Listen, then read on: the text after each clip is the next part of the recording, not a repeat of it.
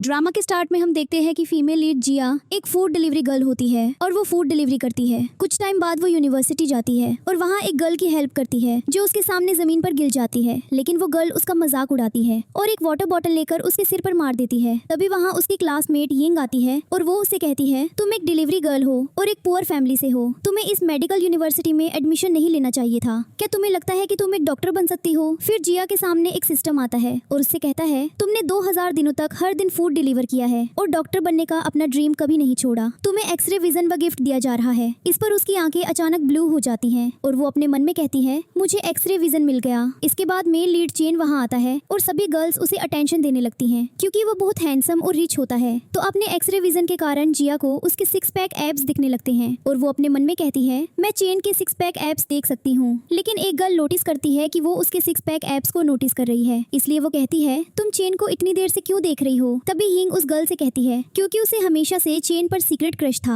ये सुनकर चेन जिया से कहता है, लेकिन हम एक दूसरे के लिए राइट मैच नहीं है। फिर जिया की फ्रेंड वहाँ आती है और उसकी इंजरी देखकर अपसेट हो जाती है और अपनी क्लासमेट से लड़ती है क्योंकि वो उसे बुली कर रही होती है। कुछ टाइम बाद क्लास टीचर वहाँ आती है और एग्जाम रिजल्ट्स अनाउंस करते हुए कहती है, 98 पॉइंट्स के साथ चेन ने क्लास में टॉप पोजीशन ली है और जिया ने एग्जाम में सिर्फ 10 पॉइंट्स लिए हैं और उसका स्कोर क्लास में सबसे लोवेस्ट है। ये सुनकर जिया टीचर से कहती है, मुझे पता है मैंने एग्जाम में कैसा परफॉर्म किया है, मेरे पॉइंट्स 10 कैसे हो सकते हैं, मैं अपना पेपर देखना चाहती हूँ। इस पर टीचर कहती है, तुम खुद को क्या समझती हो? हमारी यूनिवर्सिटी तुम्हारे जैसे पुअर स्टूडेंट्स को एक्सेप्ट नहीं करती। अपना सामान पैक करो और यूनिवर्सिटी से निकल जाओ। ये सुनकर जिया अपने मन में सोचती है, मिस ली बहुत एरोगेंट है, वो स्टूडेंट्स के साथ साथ मुझे भी यूनिवर्सिटी से बाहर निकालना चाहती है। इसलिए जिया मिस ली के बैग के अंदर देखने के लिए अपनी एक्सरे आइज का यूज करती है और उसे पता चलता है कि उसका पेपर अभी भी बैग के अंदर है। लेकिन टीचर जिया से कहती है, मुझे पता है कि तुम अपनी ट्यूशन फी पे करने के लिए डिलीवरी ड्राइवर का काम करती हो, मुझे तुम्हारे लिए सिंपैथी है, लेकिन मैं तुम्हारे जैसे स्टूडेंट को एक्सेप्ट नहीं कर सकती।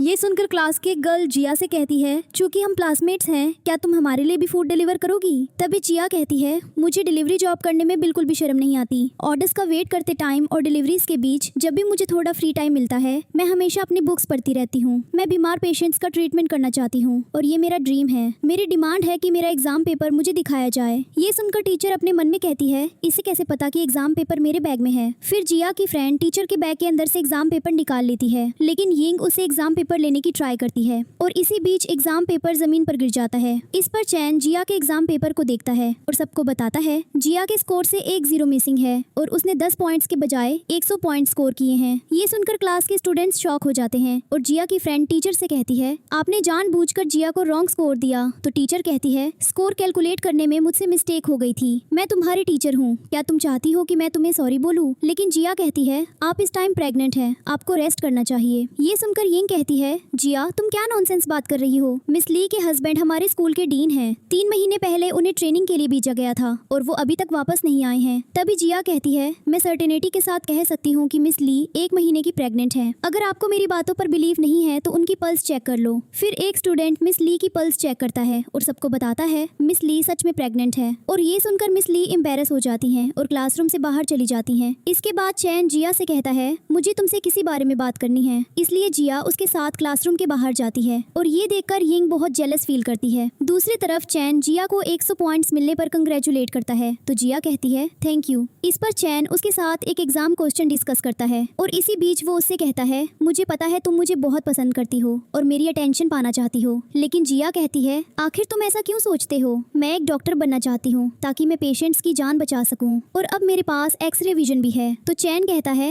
X ray vision? तुम किस बारे में बात कर रही हो? तभी जिया कहती है, वरी मत करो, मुझे तुम में कोई इंटरेस्ट नहीं है, मैं अब तुम्हें बोदर नहीं करूंगी, मुझे पैसे कमाने हैं, मैं अपनी डिलीवरी जॉब करने जा रही हूँ। इसके बाद जिया एक रिच आदमी मिस्टर वांग के फ्यूनरल में फ्लावर्स डिलीवर करने जाती है और अपनी एक्सरे आइज के कारण उसे पता चलता है कि वो अभी भी जिंदा है। फिर मिस्टर वांग का ग्रैंडसन शाओ वहाँ आता है और जिया अपनी एक्सरे आइज से शाओ के 8 पैक एब्स देखकर अपने मन में कहती है, शाओ मेरी यूनिवर्सिटी का स्टूडेंट है और गर्ल्स उसे चेन से भी ज्यादा पसंद करती हैं। इसके बाद शाओ अपने ग्रैंडपा की डेड बॉडी के पास जाता है और उन्हें ग्रीट करता है और तभी डॉक्टर वहाँ आता है और शाओ से कहता है, मिस्टर वांग की जान बचाने के लिए हर्ब्स की जरूरत थी, लेकिन आज मिस्टर वांग की कंडीशन और भी खराब हो गई और मैं उन्हें नहीं बचा सका। ये सुनकर जिया शाओ से कहती है, रुको। तो शाओ कहता है, तुम कौन हो? लेकिन जिया कहती है, हम सेम यूनिवर्सिटी में पढ़ते हैं। तभी शाओ कहता है, मैं तुम्हें जानता हूँ, तुम वही गर्ल हो जो फूड डिलीवरी करती है और तुम हमेशा चैन के पीछे घूमती रहती हो, राइट? इस पर जिया शाओ से कहती है मिस्टर वांग अभी भी जिंदा है। ये सुनकर डॉक्टर जिया से कहता है मिस्टर वांग की सांसें रुक चुकी हैं। तो जिया कहती है मिस्टर वांग अभी भी जिंदा है, मैं उन्हें बचा सकती हूँ। लेकिन शाओ कहता है क्या तुम सच में ग्रैंडपा को बचा सकती हो? तभी जिया कहती है हाँ, मैं उन्हें बचा सकती हूँ। फिर शाओ जिया से कहता है ओके, मैं तुम पर ट्रस्ट करता हूँ। अगर तुम मेरे ग्रैंडपा को बचा लेती हो तो मैं तुम्हें एक रिवार्ड दूंगा। तुम चैन को फॉलो करना बंद कर दो, मैं तुम्हारा बॉयफ्रेंड बन जाऊंगा। इसके बाद जिया एक सिल्वर नीडल लेती है और मिस्टर वांग के सिर में सिल्वर नीडल इंसर्ट कर देती है और मिस्टर वांग का हार्ट अचानक धड़कने लगता है और वो जिंदा हो जाते हैं। इस पर शाओ अपने ग्रैंडपा से कहता है जिया ने आपकी जान बचाई है। तो ग्रैंडपा जिया को थैंक यू कहते हैं और उससे कहते हैं तुमने मेरी जान बचाई है, तुम्हें रिवार्ड के तौर पर क्या चाहिए? लेकिन जिया कहती है क्या मुझे सच में रिवार्ड मिल सकता है? तभी शाओ कहता है मैंने तुमसे प्रॉमिस किया था कि अगर तुम ग्रैंडपा की जान बचाती हो तो मैं तुम्हारा बॉयफ्रेंड बन जाऊंगा। अब मैं तुम्हारा हूँ। फिर जिया अपना फोन शाओ को देती है और कहती है कोड स्कैन करो। तो शाओ कहता है क्या तुम्हें सोशल मीडिया पर मुझे ऐड करने की इतनी जल्दी है? इस पर शाओ जिया का फोन देखकर शॉक हो जाता है क्योंकि वो उससे पैसे मांग रही होती है। लेकिन शाओ कहता है ये एक पेमेंट कोड है, क्या तुम मेरी जगह पैसे लेना प्रीफर करोगी? तभी जिया कहती है बॉयफ्रेंड से पैसे बहुत बेटर होते हैं। फिर जिया शाओ के ग्रैंडपा से कहती है क्या मैं मेडिकल फी ले सकती हूँ? तो ग्रैंडपा जिया के अकाउंट में 10 मिलियन युआन ट्रांसफर करवा देते हैं और ये देखकर जिया शॉक में कहती है 10 मिलियन युआन, क्या ये थोड़ा ज्यादा नहीं है? लेकिन ग्रैंडपा कहते हैं क्या मेरी जान की कीमत 10 मिलियन युआन नहीं है? इसके बाद जिया 10 मिलियन युआन एक्सेप्ट करती है और वहाँ से चली जाती है। तभी शाओ ग्रैंडपा से कहता है ये गर्ल पैसों के लिए क्रेजी थी। तो ग्रैंडपा कहते हैं इस गर्ल की मेडिकल स्किल्स बहुत स्पेशल हैं, तुम्हें इसके साथ और टाइम स्पेंड करना चाहिए। दूसरी तरफ जिया बहुत खुश होती है क्योंकि उसे 10 मिलियन युआन मिल गए थे और अब वो डॉक्टर बनने का अपना ड्रीम पूरा कर सकती थी। फिर शाओ वहाँ आता है और जिया से कहता है चलो खाना खाने चलते हैं। लेकिन जिया कहती है मैं नहीं जाना चाहती। इस पर शाओ उसे फोर्सफुली अपनी कार में बिठाता है और उसे एक रेस्टोरेंट में ले जाता है। दूसरी तरफ जिया के क्लासमेट्स भी उसी रेस्टोरेंट में खाना खाने आए होते हैं। तभी जिया वहाँ आती है और एक गर्ल उसका मजाक उड़ाते हुए कहती है तुम्हारे पास इतने एक्सपेंसिव रेस्टोरेंट में खाना खाने के लिए पैसे कैसे हो सकते हैं? इसके बाद शाओ वहाँ आता है और जिया के क्लासमेट्स को बताता है जिया मेरी गर्लफ्रेंड है। ये सुनकर जिया के क्लासमेट्स शॉक हो जाते हैं और फिर चैन जिया से कहता है क्या तुम सच में शाओ को डेट कर रही हो? इस पर शाओ चैन से कहता है जिया अब तुम्हें पसंद नहीं करती, अब वो मेरी गर्लफ्रेंड है। तो शाओ जिया से कहता है तुम क्या खाओगी? लेकिन जिया कहती है कुछ भी, मुझे पहले रेस्टरूम जाना है। इसके बाद जिया वॉशरूम की तरफ जा रही होती है और अचानक वो एक डॉग को देखती है जो एक स्पेशल बोल में खाना खा रहा होता है। तभी जिया होटल मैनेजर से कहती है क्या आप ये डॉग बोल मुझे सेल कर सकते हैं? तो होटल मैनेजर सरप्राइज में कहता है मैं इसे 5000 युआन में सेल करूंगा। ये सुनकर जिया अपने मन में कहती है इस डॉग बोल की प्राइस 1000 युआन से ज्यादा नहीं है, लेकिन फिर भी वो डॉग बोल बाय कर लेती है। फिर जिया के क्लासमेट्स वहाँ आते हैं और यिंग जिया से कहती है क्या तुमने डॉग बोल खरीदा? इस पर यिंग चैन और शाओ से कहती है तुम दोनों जिया से दूर रहो, वो पूरी तरह से क्रेजी है, उसने अभी एक डॉग बोल खरीदा है। तो चैन जिया से कहता है तुमने ये डॉग बोल क्यों खरीदा, इसमें ऐसा स्पेशल क्या है? ये सब देखकर होटल मैनेजर जिया से कहता है मैंने पैसे पहले ही ले लिए हैं और कोई रिफंड नहीं दिया जाएगा। लेकिन फिर होटल मैनेजर वहाँ से भाग जाता है और जिया के क्लासमेट्स उसका मजाक उड़ाते हैं क्योंकि उन्हें लगता है कि उसने एक डॉग बोल खरीद कर बहुत बड़ी मिस्टेक कर दी है। तभी जिया कहती है ये कोई ऑर्डिनरी बोल नहीं है, ये एक ट्रेजर है। ये सुनकर कोई भी जिया की बातों पर बिलीव नहीं करता और यिंग जिया से कहती है मेरे अंकल एक ट्रेजर अप्रेजल मास्टर हैं, मैं उन्हें अभी कॉल करूंगी और यहाँ बुला लूंगी। फिर यिंग अपने अंकल को कॉल करती है और कुछ ही देर बाद यिंग के अंकल वहाँ आ जाते हैं। तो जिया यिंग के अंकल से कहती है क्या आप एक एंटीक अप्रेजल मास्टर हैं? लेकिन यिंग कहती है मेरे अंकल एक बहुत फेमस एंटीक अप्रेजल मास्टर हैं, वो कभी मिस्टेक नहीं करते। तभी यिंग के अंकल जिया से कहते हैं अगर ये सच में एक ट्रेजर बोल है तो बस अपनी प्राइस बताओ, मैं ये बोल बाय कर लूंगा। तो यिंग के अंकल बोल को इवेलुएट करते हैं और कहते हैं ये बोल फेक है। लेकिन जिया कहती है सब कहते हैं कि आपके अप्रेजल्स कभी रॉन्ग नहीं होते, लेकिन इस बार आपने बहुत बड़ी मिस्टेक कर दी है। इस पर जिया यिंग से बोल वापस ले लेती है तो यिंग एंग्री हो जाती है और अपने बॉडीगार्ड्स को जिया को पीटने के लिए कहती है। लेकिन यिंग के बॉडीगार्ड्स जिया पर अटैक करते हैं, लेकिन शाओ बीच में आता है और उसे बचा लेता है। तभी चैन भी जिया को प्रोटेक्ट करने के लिए बॉडीगार्ड से फाइट करने लगता है और ये देखकर जिया के क्लासमेट्स शॉक हो जाते हैं क्योंकि चैन और शाओ दोनों मिलकर उसे प्रोटेक्ट कर रहे होते हैं। फिर सर ली वहाँ आते हैं जो एक एक्सपर्ट एंटीक अप्रेजल मास्टर होते हैं और बोल को देखकर वो कहते हैं ये बोल कोई ऑर्डिनरी बोल नहीं है, ये एक मास्टरपीस है। ये सुनकर हर कोई शॉक हो जाता है और तो सर ली जिया से कहते हैं अपनी प्राइस बताओ, मैं ये डॉग बोल बाय करना चाहता हूँ। लेकिन सर ली जिया को 8 मिलियन देते हैं और ट्रेजर बोल खरीद लेते हैं और और जिया अपने मन में सोचती है, मैंने ये बॉल सिर्फ 1000 युआन में खरीदा था और मैंने इससे 8 मिलियन युआन अर्न कर लिए। तभी सर ली जिया से कहते हैं, अगर तुम्हें फ्यूचर में और ट्रेजर्स मिले तो मुझे मत भूलना। फिर शाओ जिया से कहता है, तुम्हें कैसे पता था कि डॉग बॉल एक ट्रेजर था? तो जिया कहती है, ये बस मेरा इंट्यूशन था। इस पर जिया शाओ से कहती है, तुम्हारे बैक में इंजरी हुई थी राइट? लेकिन शाओ कहता है, मुझे थोड़ा पेन फील हो रहा है, चलो एक रूम लेते हैं। ये सुनकर जिया नर्वस हो जाती है तो शाओ कहता है, तुम क्या करना चाहती हो?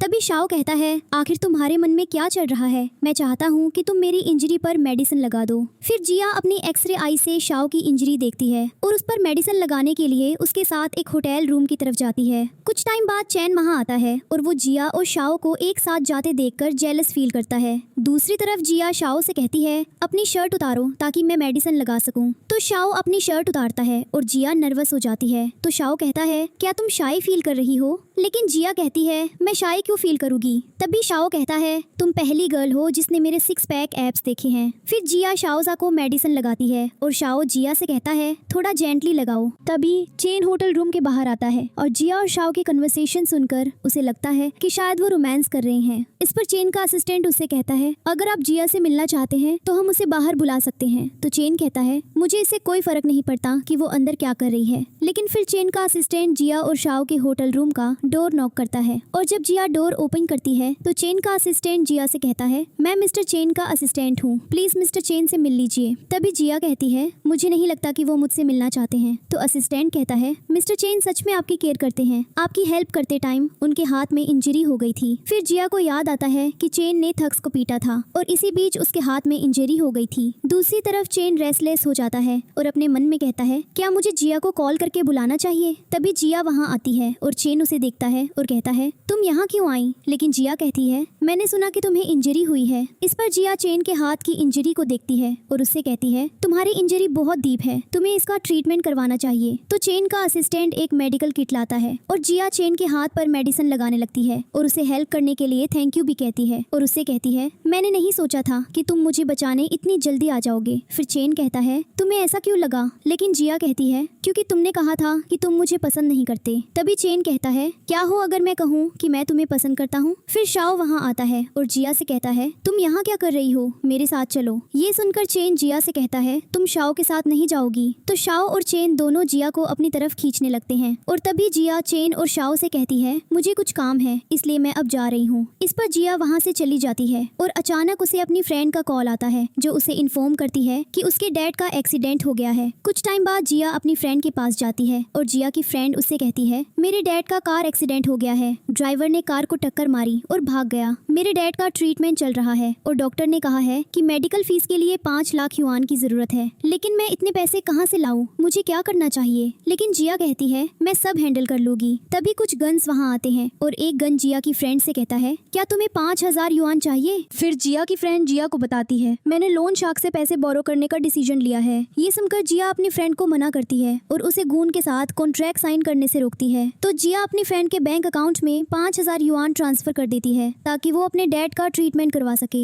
ये देखकर गूंस शॉक हो जाते हैं और फिर जिया गूंस को डराने के लिए पुलिस को कॉल करती है और गूंस डर कर भाग जाते हैं। इसके बाद जिया अपनी फ्रेंड से कहती है, मेरी बात ध्यान से सुनो, कभी लोन शार्क्स के पास मत जाना। तो जिया की फ्रेंड कहती है, मैं समझ गई, लेकिन तुम्हें इतने पैसे कहाँ से मिले? लेकिन जिया कहती है, मैंने कुछ पैसे अर्न किए हैं, तुम अपने डैड का ट्रीटमेंट अच्छे से करवाओ। तभी जिया न्यूज में सुनती है कि जेला रियल एस्टेट ने एक ऑफिस बिल्डिंग बनाने के लिए लैंड खरीदी है। ये सुनकर जिया अपने मन में कहती है, मेरा एक्सरे विजन स्टॉक्स की फ्यूचर मूवमेंट देख सकता है, मैं स्टॉक्स ट्रेड करके पैसे कमा सकती हूँ। फिर जिया जेला रियल एस्टेट के स्टॉक्स चेक करती है तो जिया की फ्रेंड उससे कहती है, जेला रियल एस्टेट यिंग के डैड की कंपनी है राइट? क्या जेला रियल एस्टेट यिंग की फैमिली की कंपनी है? लेकिन जिया कहती है, मैं जेला रियल एस्टेट के स्टॉक्स खरीदूंगी। तभी जिया की फ्रेंड कहती है, अगर स्टॉक प्राइसेस थोड़े भी गिर गए तो तुम्हारे सारे पैसे डूब जाएंगे। तो जिया कहती है, अगर जेला रियल एस्टेट का स्टॉक प्राइस हाई हो जाता है तो मैं डायरेक्टली इसकी मार्केट वैल्यू कैश आउट कर सकती हूँ। मेरी नेटवर्थ ओवरनाइट बहुत बढ़ जाएगी। तुम मेरे साथ एक बिजनेस स्टार्ट करो। तुम मेरा स्टॉक अकाउंट मैनेज करोगी। मैं तुम्हें हर महीने 20,000 युआन दूंगी। इस पर उसकी फ्रेंड कहती है, इस तरह तो तुम बहुत रिच हो जाओगी। फिर जिया कहती है, क्या तुम्हें अभी भी मेरा ड्रीम याद है? जब मैं 8 साल की थी तब मेरी मॉम पास अवे हो गई थी। इसके बाद एक फ्लैशबैक सीन आता है जिसमें हम जिया के बचपन का एक सीन देखते हैं, जहाँ जिया डॉक्टर से रिक्वेस्ट करती है, प्लीज मेरी मॉम की जान बचा लीजिए। लेकिन डॉक्टर जिया से कहता है, हम तुम्हारी मॉम को नहीं बचा सकते, मैं कुछ नहीं कर सकता। तभी जिया अपनी मॉम से कहती है, जब मैं बड़ी हो जाऊंगी तो मैं भी एक डॉक्टर बनूंगी, मैं एक बहुत बड़ा हॉस्पिटल खोलूंगी। इस पर जिया की मॉम उससे कहती है, मैं उस दिन का वेट नहीं कर सकती, लेकिन मैं तुम्हें हेवन से देखूंगी। प्रेजेंट सीन में जिया अपनी फ्रेंड से कहती है, उस दिन मेरी मॉम मुझे छोड़कर चली गई थी। मैं एक ऑर्फनेज में बड़ी हुई, मैं बहुत सारे पैसे कमाऊंगी, फिर एक बड़ा हॉस्पिटल खोलूंगी, बहुत सी मेडिसिन पर रिसर्च करूंगी और कई लोगों की जान बचाऊंगी। फिर जिया की फ्रेंड कहती है, मैं तुम्हारे ड्रीम में तुम्हें सपोर्ट करूंगी, आज से तुम मेरी बॉस हो। अगले दिन यूनिवर्सिटी में यिंग की फ्रेंड उसके नेकलेस को देखती है और कहती है, तुम्हारा डायमंड नेकलेस बहुत प्रिटी है। तभी जिया वहाँ आती है और यिंग जिया से कहती है, ये नेकलेस 8 मिलियन युआन का है। तुमने 8 मिलियन युआन कमाने के लिए इतनी हार्ड वर्क की और मेरे सिर्फ एक डायमंड नेकलेस की प्राइस 8 मिलियन है। तो एक स्टूडेंट सबको बताता है, प्रोफेसर सबको लैब में बुला रहे हैं। इसके बाद सभी स्टूडेंट्स लैब में जाते हैं और यिंग प्रोफेसर से कहती है, वो पेशेंट कौन है जो हमारी मेडिकल यूनिवर्सिटी में आया है? लेकिन प्रोफेसर कहते हैं, इस पेशेंट का नाम जून ही है, लेकिन उसकी आइडेंटिटी अभी कॉन्फिडेंशियल है। हालांकि आज कई डॉक्टर्स जून ही का ट्रीटमेंट करने के लिए एक ग्रुप कंसल्टेशन के लिए आए हैं। आज मैंने आप सबको एक्सपीरियंस गेन करने के लिए बुलाया है। सर्जरी के दौरान आप सब बिल्कुल भी नॉइस नहीं करेंगे। फिर जिया अपनी एक्सरे आई से जून ही की बॉडी चेक करती है और उसे पता चलता है कि जून ही की बॉडी में 16 बुलेट्स हैं और उसकी रिब्स भी डैमेज्ड हैं। सबसे डेंजरस बात यह है कि उसे पॉइजन का एक हैवी डोज दिया गया है। इसके बाद प्रोफेसर डॉक्टर से कहते हैं, क्या आप इसे बचा सकते हैं? तो सभी एक्सपर्ट डॉक्टर्स रिफ्यूज कर देते हैं क्योंकि उन्हें लगता है कि जून ही की कंडीशन बहुत सीरियस है और अब उसकी जान बचाना पॉसिबल नहीं होगा। इस पर अचानक जिया प्रोफेसर से कहती है, मैं इसकी जान बचा सकती हूँ। लेकिन प्रोफेसर जिया पर एंग्री हो जाते हैं और कहते हैं, अगर सीनियर डॉक्टर्स जून ही का ट्रीटमेंट नहीं कर सकते तो तुम कैसे कर सकती हो?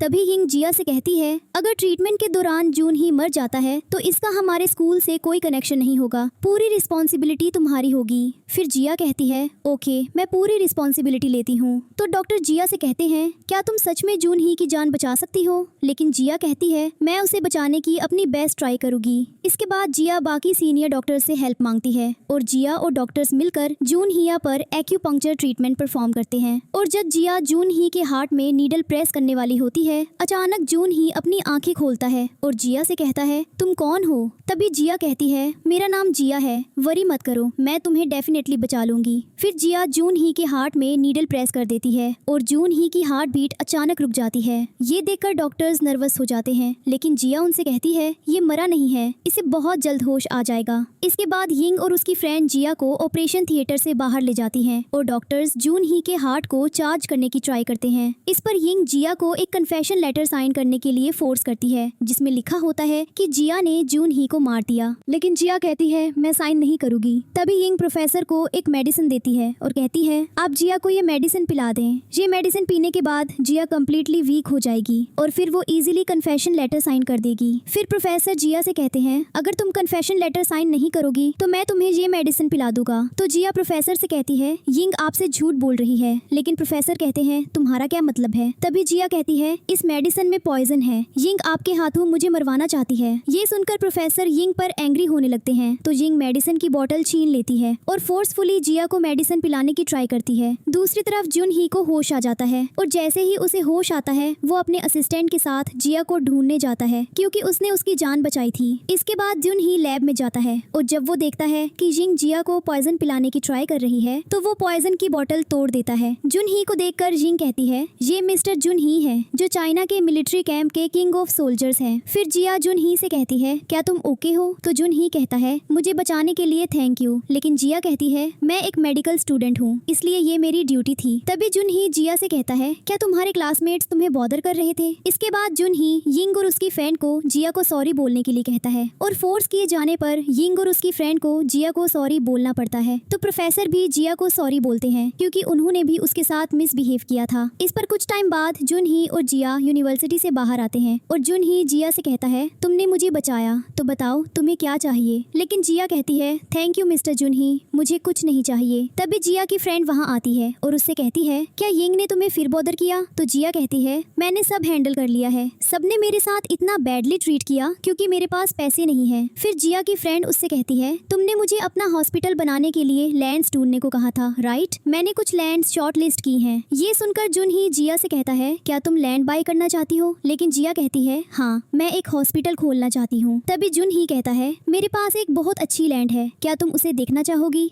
तो जिया कहती है हाँ, मैं उसे देखना चाहती हूँ। इसके बाद जूनहाई जिया को लैंड दिखाने ले जाता है और जिया को लैंड बहुत पसंद आती है और वो जूनहाई से कहती है ये लैंड एब्सोल्युटली परफेक्ट है, मैं यहाँ एक हॉस्पिटल बना सकती हूँ, मैं एग्जैक्टली ऐसे ही लैंड बाय करना चाहती थी, तुम मुझे इसकी प्राइस बताओ। इस पर जूनहाई जिया को लैंड कॉन्ट्रैक्ट देता है। तो जिया जूनहाई से कहती है तुमने लैंड की प्राइस नहीं बताई। लेकिन जूनहाई कहता है मेरी जान बचाने के लिए थैंक यू, मैं तुमसे कोई पैसे नहीं लेना चाहता। तभी जिया कहती है लेकिन ये 50,000 स्क्वायर मीटर लैंड है, क्या तुम मुझे ये फ्री में दे दोगे। तो जूनहाई कहता है ये लैंड मेरी तरफ से तुम्हारे लिए एक थैंक यू गिफ्ट है, अगर तुम इस लैंड पर एक हॉस्पिटल बनाती हो और पेशेंट्स की हेल्प करती हो तो मैं बहुत हैप्पी होगा। फिर जिया जूनहाई को थैंक यू कहती है। तो जूनहाई कहता है लैंड मिलना तो बस बिगनिंग है, अगर तुम एक हॉस्पिटल बनाना चाहती हो तो तुम्हें कंस्ट्रक्शन टीम, मेडिकल इक्विपमेंट और स्टाफ की सैलरी के लिए बहुत सारे पैसों की जरूरत होगी, तुम्हारे पास कितने पैसे हैं। लेकिन जिया कहती है मेरे पास 18 मिलियन युआन है। तभी जूनहाई का असिस्टेंट कहता है ये बिल्कुल भी इनफ नहीं है, तुम्हें 100 मिलियन युआन की जरूरत पड़ेगी। तो जिया कहती है मुझे पता है, इसलिए मैं हार्ड वर्क करूंगी और पैसे कमाऊंगी। ये सुनकर जूनहाई कहता है लेकिन तुम इतने पैसे कैसे कमाओगी।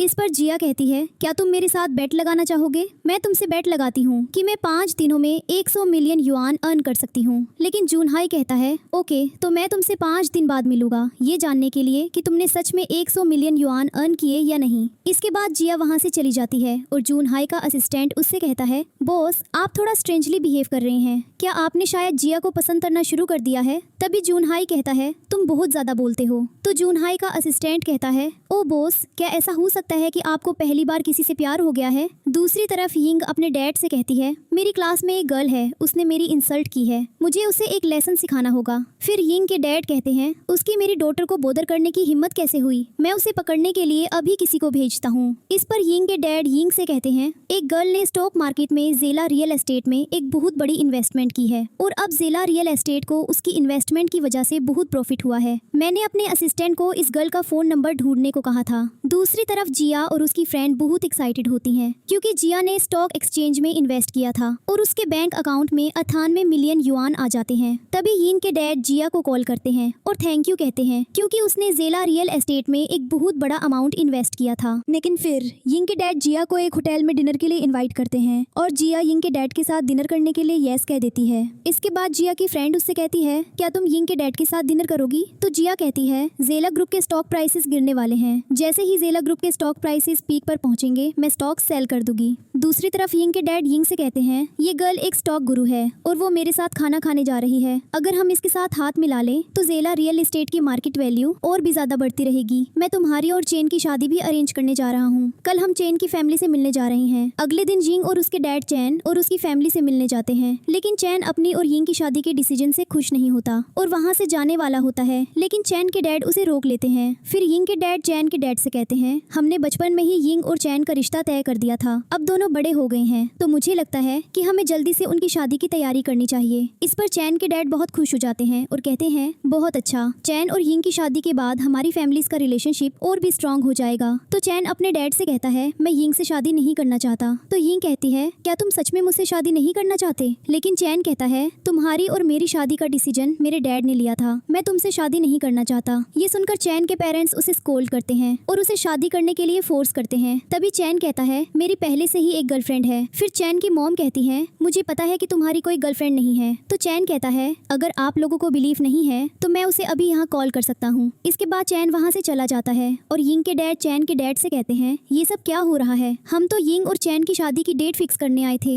इस पर चैन के डैड कहते हैं एंग्री मत होइए, मैं चैन से बात करूंगी। दूसरी तरफ जिया यिंग के डैड के साथ डिनर करने ग्रैंड होटल जाती है। तभी चैन वहाँ आता है और जिया से कहता है तुम यहाँ क्या कर रही हो? तो जिया कहती है किसी ने मुझे यहाँ खाने पर इन्वाइट किया था। लेकिन चैन कहता है तुम एग्जैक्ट सही टाइम पर आई हो, मेरी गर्लफ्रेंड बन जाओ। ये सुनकर जिया शॉक हो जाती है, लेकिन चैन जिया को अपने साथ ले जाता है और अपने पेरेंट्स से कहता है ये मेरी गर्लफ्रेंड है। फिर चैन की मॉम कहती है ये कौन है? तो यिंग कहती है ये हमारी क्लासमेट जिया है, ये एक ऑर्फन है और बहुत पुअर स्टूडेंट है। अपनी फीस कमाने के लिए इसे हर दिन फूड डिलीवर करना पड़ता था। लेकिन चैन के डैड चैन से कहते हैं ये गर्ल तुम्हारी वाइफ नहीं बन सकती। ये सुनकर जिया अपने मन में कहती है अब मैं समझी, चैन मुझे यहाँ इसलिए लाया क्योंकि वो यिंग से शादी नहीं करना चाहता। तभी जिया चैन से कहती है चलो बैठकर बात करते हैं। तो चैन के डैड जिया से कहते हैं तुम्हारी यहाँ बैठने की हिम्मत कैसे हुई? फिर यिंग के डैड जिया से कहते हैं तो तुम जिया हो, मैंने सुना है कि तुम बार बार मेरी डॉटर को बॉदर करती हो। लेकिन जिया कहती है आपकी डॉटर हमेशा मुझे बुली करती रहती है। इस पर यिंग के डैड कहते हैं तुम्हारी टंग बहुत शार्प है, मैं अभी गार्ड्स को बोलकर तुम्हें बाहर फिकवा दूंगा। तभी जिया कहती है क्या आप सच में मुझे बाहर निकालना चाहते हैं? फिर यिंग के डैड वहाँ बॉडी गार्ड्स को बुलाते हैं और ये देखकर चैन कहता है जिया को कोई टच नहीं कर सकता। तो चैन की मॉम चैन से कहती है तुम जिया को प्रोटेक्ट क्यों कर रहे हो? तुम्हें यिंग से शादी करनी है। लेकिन जिया कहती है यिंग और चैन की शादी नहीं हो सकती।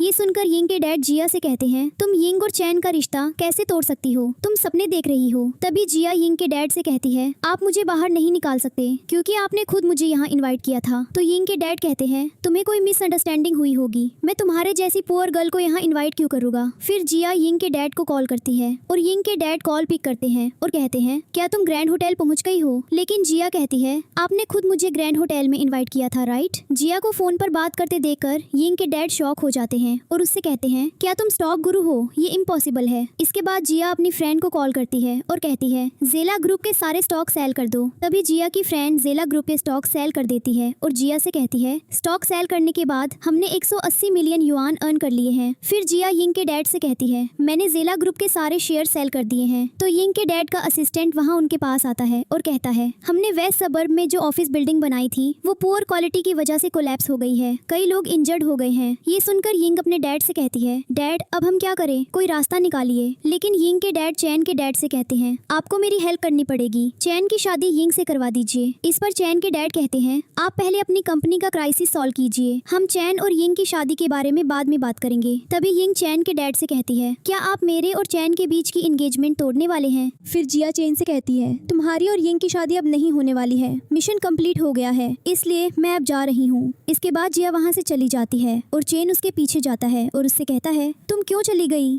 तो जिया कहती है तुम्हारे पेरेंट्स तुम्हें यिंग से शादी करने के लिए फोर्स कर रहे थे, इसलिए तुमने मुझे यूज किया। अब जब काम हो गया है तो मुझे अब जाना चाहिए। लेकिन चैन कहता है क्या तुम्हें सच में लगता है कि मैं तुम्हें यूज कर रहा था? मेरी गर्लफ्रेंड बन जाओ। तभी जिया कहती है क्या तुम श्योर हो कि तुम अपना लव खुद चूज कर सकते हो? फिर चैन कहता है मैं अपने पेरेंट्स का ओनली सन हूँ, मेरे पेरेंट्स मेरी लाइफ के डिसीजंस लेते हैं, लेकिन अब मैं इन सबसे फ्री होना चाहता हूँ। तो जिया कहती है अगर मैं तुम्हारी जगह होती तो पहले खुद को स्ट्रॉन्ग बनाती। लेकिन चैन कहता है वरी मत करो, मैं डेफिनेटली खुद को स्ट्रॉन्ग और इंडिपेंडेंट बनाऊंगा, लेकिन क्या तुम मेरे साथ रह सकती हो? इस पर जिया कहती है मुझे किसी बॉय के साथ रहने में कोई इंटरेस्ट नहीं है, गुड बाय। तभी जिया वहाँ से चली जाती है और तभी चैन के पेरेंट्स वहाँ आ जाते हैं और चैन उनसे कहता है मैं अब्रॉड जाकर हमारी कंपनी की ओवरसीज ब्रांच हैंडल करना चाहता हूँ। फिर चैन की मॉम कहती है ये बहुत अच्छी बात है मेरे बेटे। दूसरी तरफ जिया की फ्रेंड उससे कहती है हमने 180 मिलियन युआन अर्न कर लिए हैं। तो जिया कहती है आज से हमारे ड्रीम्स की जर्नी स्टार्ट हो गई है। अगले दिन जिया कंस्ट्रक्शन साइट पर जाती है और हॉस्पिटल का कंस्ट्रक्शन वर्क स्टार्ट करवा देती है। तो जिया की फ्रेंड उससे कहती है हमारे हॉस्पिटल का नाम क्या होगा? लेकिन जिया कहती है हमारे हॉस्पिटल का नाम पीस हॉस्पिटल होगा। कंस्ट्रक्शन वर्कर्स और जिया की फ्रेंड को हॉस्पिटल का ये नाम बहुत पसंद आता है और फिर सभी कंस्ट्रक्शन वर्कर्स अपने काम में लग जाते हैं। तभी सिस्टम जिया के सामने आता है और उससे कहता है तुम्हारे ड्रीम का फर्स्ट स्टेप कंप्लीट हो गया है, अब तुम्हारा एक्सरे विजन अपग्रेड किया जा रहा है, तुम्हें फ्यूचर देखने की पावर दी जा रही है। ये सुनकर जिया अपने मन में कहती है एक्सरे विजन अपग्रेड हो गया है, क्या मैं अब फ्यूचर देख सकती हूँ? तो जिया सिस्टम की हेल्प लेती है और फ्यूचर में देखती है और उसे पता चलता है कि दिसंबर 25 को पूरे कंट्री में एक डेंजरस वायरस फैलेगा और मैसिव डिस्ट्रक्शन लाएगा। ये देखकर जिया मेडिकल ब्यूरो को कॉल करती है और प्रोफेसर से कहती है मैं मेडिकल यूनिवर्सिटी की एक स्टूडेंट हूँ, 10 दिन बाद एक वायरस आएगा जिसकी वजह से लोग बीमार पड़ सकते हैं। लेकिन प्रोफेसर कहते हैं क्या तुम्हारे पास इसका कोई प्रूफ है? इस पर जिया कहती है नहीं, मेरे पास इसका कोई प्रूफ नहीं है। तभी प्रोफेसर कहते हैं जब तुम्हारे पास कोई प्रूफ नहीं है तो मैं तुम्हारी बातों पर बिलीव नहीं कर सकता। इसके बाद जिया अपने मन में कहती है मेडिकल ब्यूरो के लोग मेरी बातों पर बिलीव नहीं करते।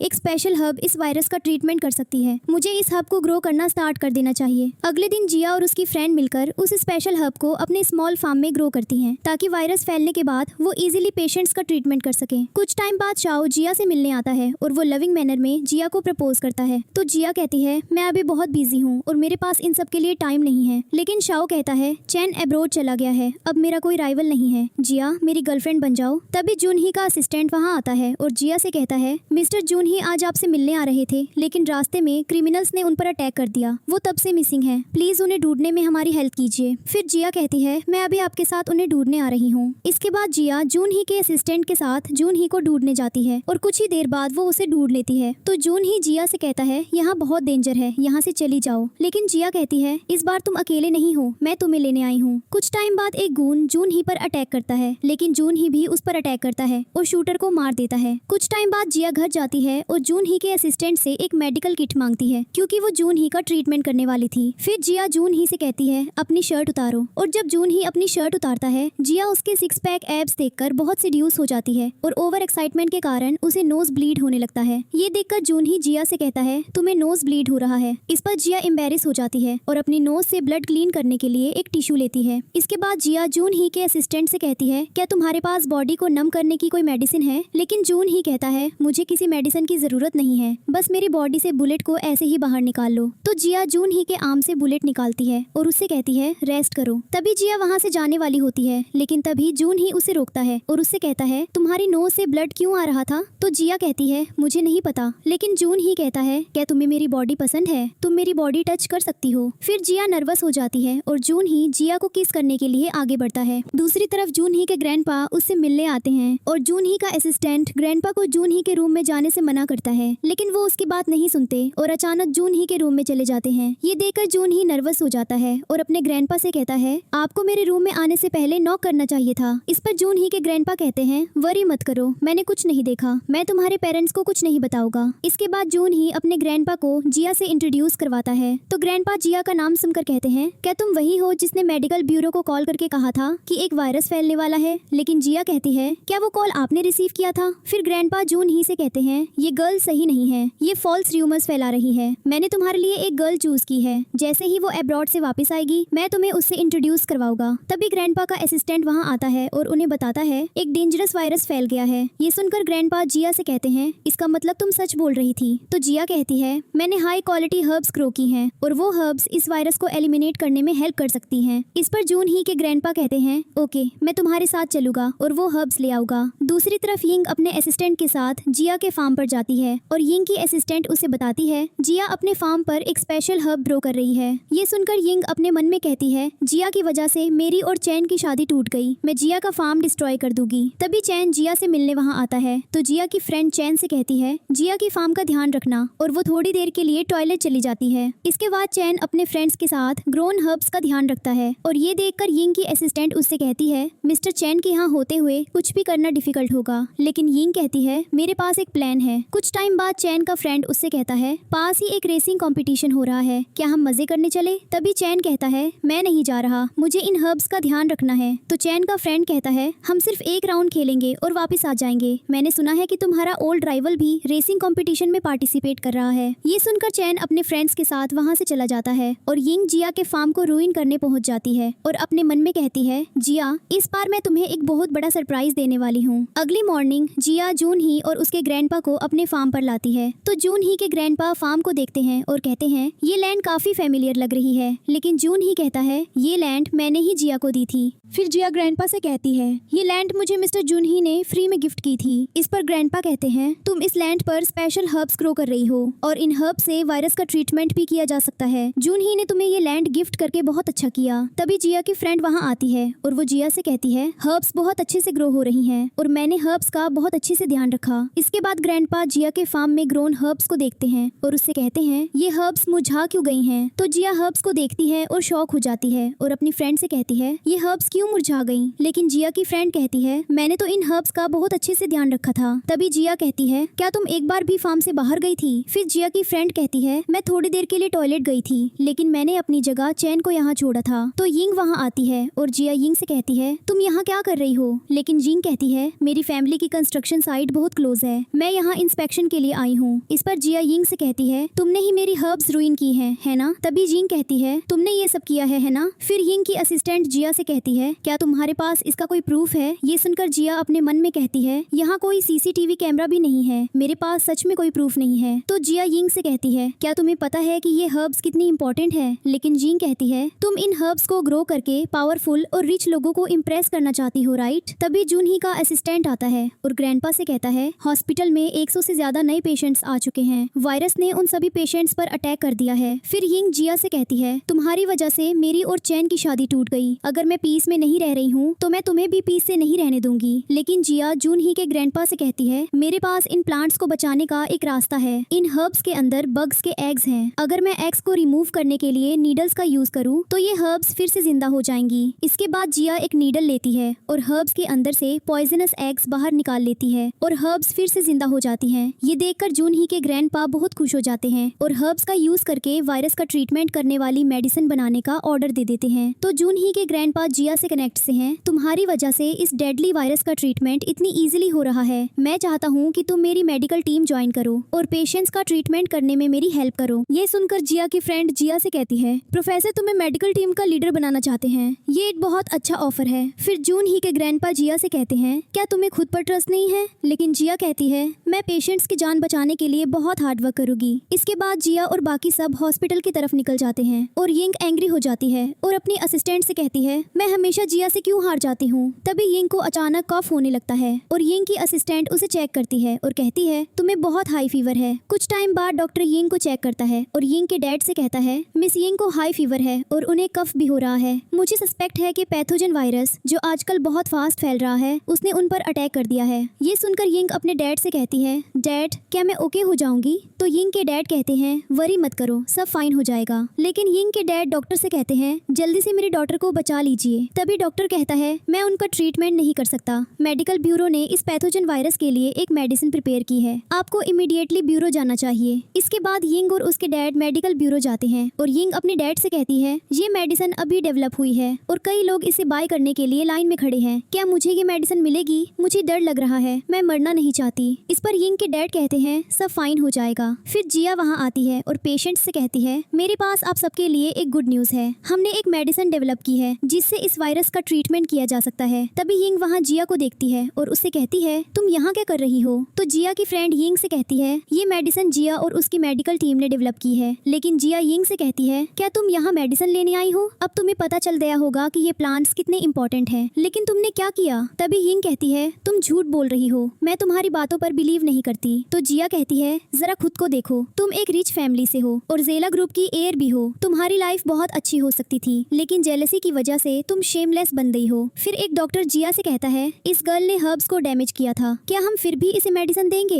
ये सुनकर यिंग के डैड अपने घुटनों पर बैठ जाते हैं और जिया से मेडिसिन देने की रिक्वेस्ट करते हैं। तो जिया यिंग के डैड से कहती है, आपको मेरे सामने घुटने टेकने की कोई जरूरत नहीं है। लेकिन यिंग जिया से कहती है, मुझे पता है तुम मुझे एंटीडोट नहीं दोगी क्योंकि तुम मुझसे रिवेंज लेना चाहती हो। तभी जिया कहती है, ये एंटीडोट मेडिकल स्टाफ की अचीवमेंट है, मैं इसका यूज किसी से रिवेंज लेने के लिए नहीं करूंगी। इसके बाद जिया यिंग के डैड को एंटीडोट देती है और कहती है, इन्हें ये मेडिसिन दिन में 2 बार दीजिएगा, ये 2 दिन में फाइन हो जाएगी। फिर जिया वहाँ से चली जाती है और यिंग जिया से कहती है, तुमने मुझे ये एंटीडोट क्यों दिया? तुम मुझसे रिवेंज क्यों नहीं ले रही हो? तो यिंग अपने डैड से कहती है, डैड क्या मैंने कुछ गलत किया? ऐसा लगता है मिस्टेक सिर्फ मेरी ही थी। कुछ टाइम बाद जिया और उसकी फ्रेंड घर जा रही होती है और तभी शाओ जिया को कॉल करता है, लेकिन जिया की फ्रेंड उसे कॉल पिक करने से मना करती है और उससे कहती है, मैंने सब चेक कर लिया है, उस रात शाओ रेसिंग करने गया था और उसकी वजह से यिंग को हर्ब्स डैमेज करने का चांस मिल गया। दूसरी तरफ शाओ अपने फ्रेंड्स पर एंग्री होता है और कहता है, उस दिन तुम लोग मुझे रेसिंग के लिए ले गए और सब कुछ रॉन्ग हो गया। लेकिन शाओ का फ्रेंड कहता है, हमें नहीं पता था कि उस रात का रेसिंग कंपटीशन यिंग ने प्लान किया था, तो शाओ कहता है